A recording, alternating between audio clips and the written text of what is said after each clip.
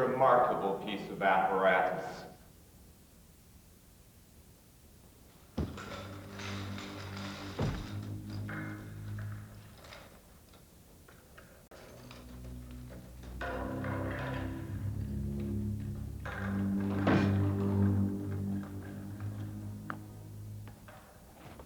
Just take a look at this machine.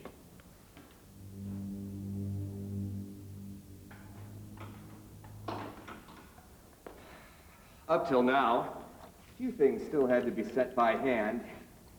But from this moment, it works all by itself. Things sometimes go wrong, of course. I hope that nothing goes wrong today. But there's always that possibility.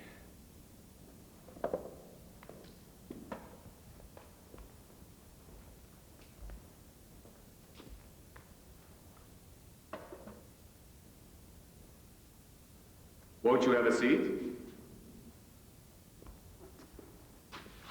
Thank you very much.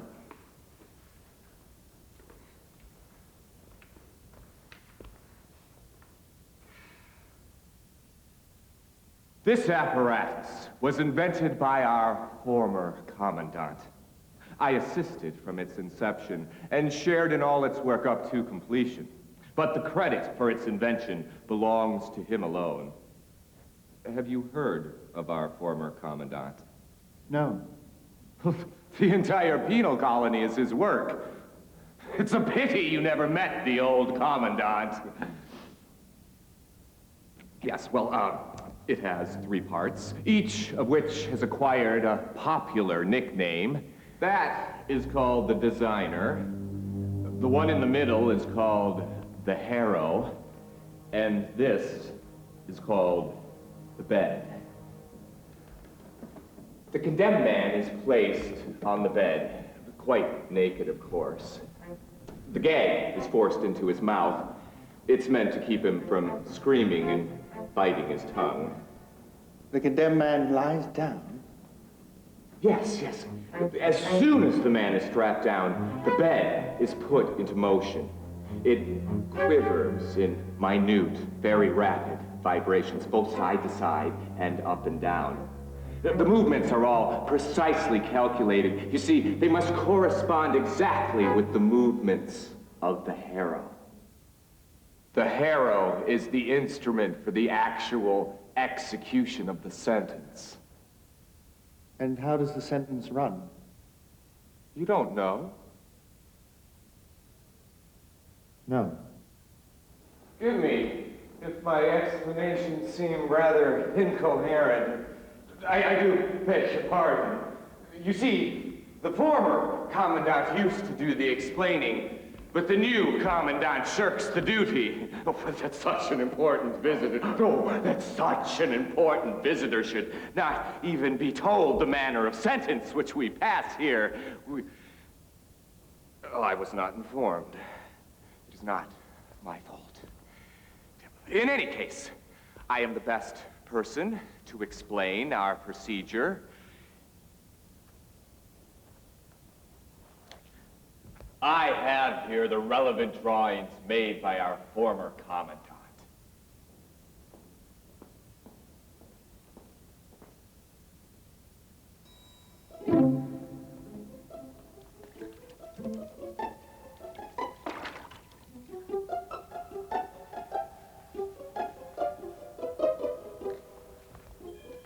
Whatever commandment the condemned man has disobeyed is written on his body by the harrow. The machine will clearly write on his body, "Honor thy superiors." Does he know his sentence? No. He doesn't know the sentence which has been passed on him? No. There'd be no point in telling him. He'll learn it on his body. But surely he knows that he has been sentenced. Nor that either. Then how can he know whether or not his defense was effective?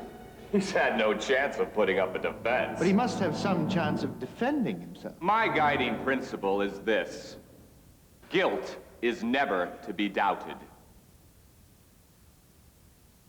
Other courts cannot follow that principle, for they consist of several opinions and have higher courts to scrutinize them. That's not the case here, or at least it wasn't the case in the former commandant's time. The new man has shown some inclination to interfere with my judgments. A captain reported to me that this man, who had been assigned to him as servant, had been found sleeping on duty.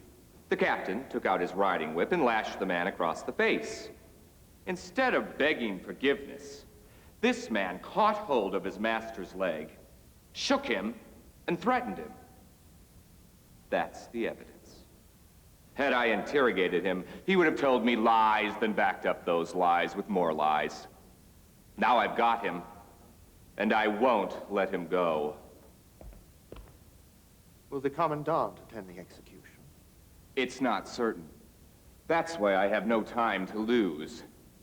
When the man lies down on the bed and it begins to vibrate, the harrow is lowered onto the body. It regulates itself automatically so that the needles barely touch the skin.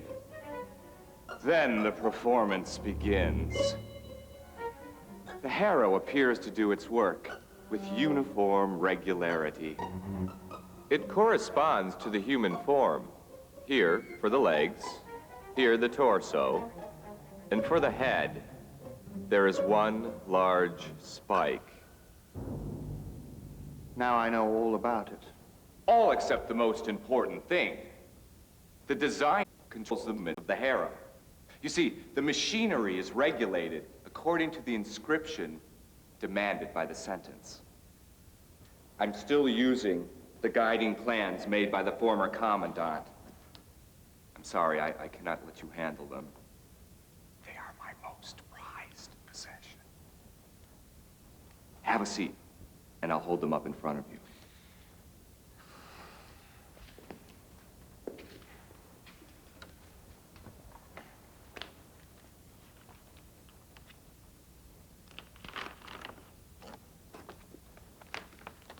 Read it.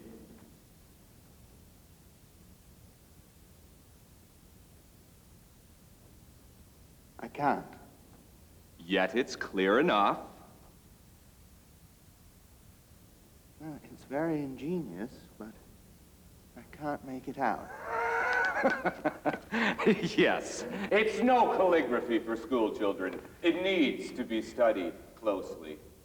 I'm quite sure that, in the end, you will understand it too.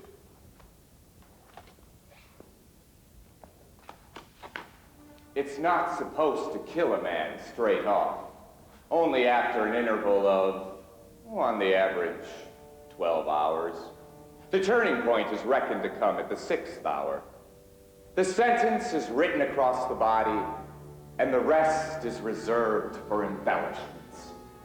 Just watch.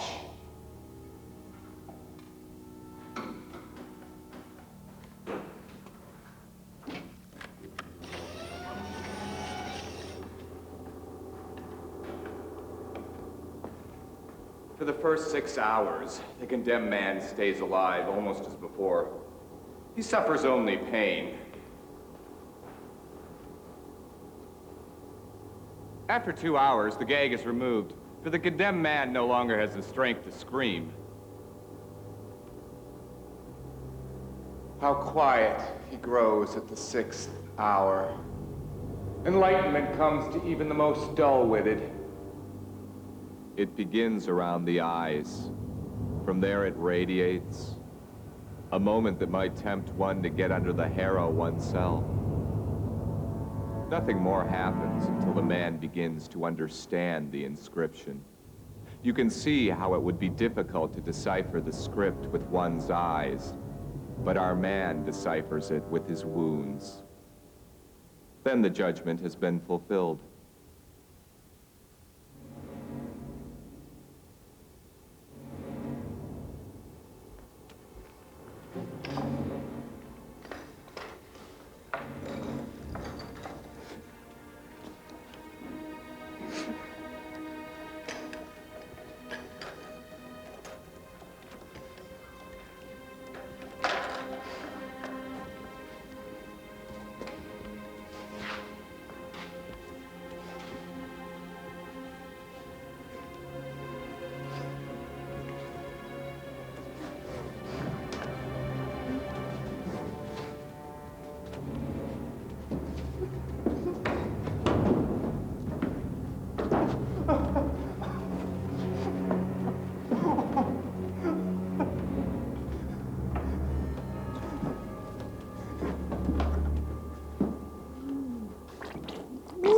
The machine is befouled like a pigsty. It's all the fault of the new commandant. I am the sole advocate of this method of execution. An attack of some kind is impending on my function as judge. Conferences are already being held in the commandant's office, from which I am excluded. I was quite near you yesterday when the commandant gave you the invitation. He certainly means to use your verdict against me. The verdict of an illustrious foreigner. You overestimate my influence. Your influence cannot be rated highly enough. Help me against the commandant. How could I do that? It's quite impossible. I can neither help nor hinder you. Yes, you can. You must, for the sake of preserving tradition. Tomorrow, the commandant is to preside over a large conference of all the high officials. I'll report that today's execution has taken place. The commandant will thank me, and then he will ask for the famous explorer to give us his verdict. Publish the truth aloud. Indeed, shout your verdict. Your unshakable conviction at the commandant. It will force him to his knees to make the acknowledgement, "Oh, the commandant, I humble myself before you." That is my plan. Will you help me carry it out? I can't. I do not approve of this procedure. I see now to whom I must turn. The commandant. You've made that clear enough. Although your sincere conviction has touched me, it cannot influence my judgment. So you did not find the procedure convincing? No.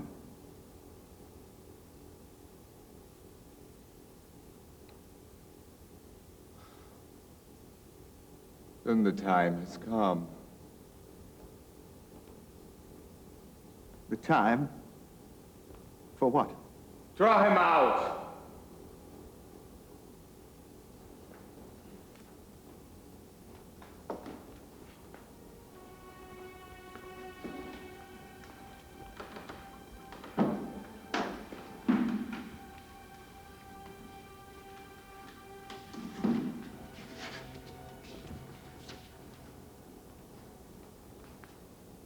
Read it. I can't. Try taking a closer look at it. Be just! It's what's written there. Surely you can read it now. I am prepared to believe you. Well,